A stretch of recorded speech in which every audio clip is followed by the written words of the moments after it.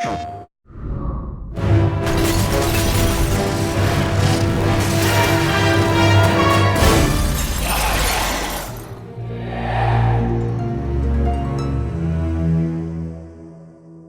think one of the challenges to resurrecting a game like MediEvil, you go back to the original game like we did at the beginning of this. You go back to it and you look at it.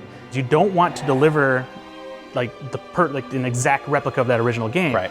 You want to deliver the game that people remember playing. And so what we want to do is, like, instead of going back and recreating that perfectly, we want to recreate what you remember about that game and what you took away from that game. Well, there's also the, I mean, we have access to the original source code, right? So, and we can see in there that they had intents to take the game even further, or they're, like there's boss battles in there that have states that just not in the final game that they were working on and then were commented out. So we can see what their artistic design was or what they were trying to go after. And one of the most important aspects of doing that is really walking in the shoes of the original creators. Yeah. So that's why it's almost like an archaeological project where you're kind of digging up all this material. Yeah. You're talking to the original team. You're trying to find out exactly what they were thinking, what they were feeling at the time, and you use that as a way to springboard into the new direction you want to take the game and the presentation and the feel and the mechanics. Yeah, enemies in particular were a huge challenge. There are, 56 different enemy types, which, by today's standards, you go even large AAA games don't have that variety of characters. The one thing that stands out to me about MediEvil that I still remember today was when I first got to the time device level, which is this crazy level that has brains, trains, and clockwork parts, and it was just this bizarre change of pace in the game that just felt like it belonged as much as it didn't.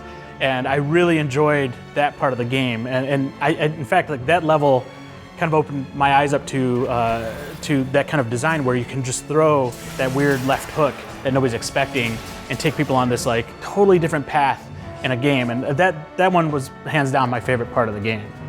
The Hall of Heroes is probably my favorite place in the game because it's something that alludes to a larger world that Dan lives in, and that world is everywhere.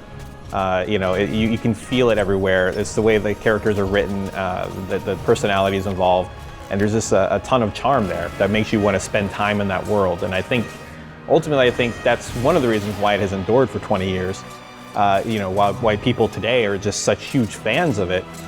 Is because those characters they created. Dan is an amazing character, and all of this cast of characters of all these heroes that come from different lands, and they all have something to say about Dan and his position in the world.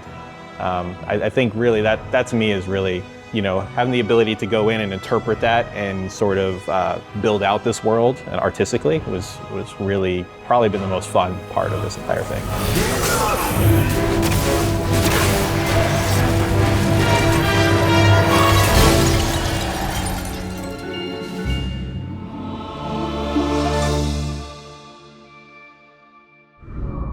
PlayStation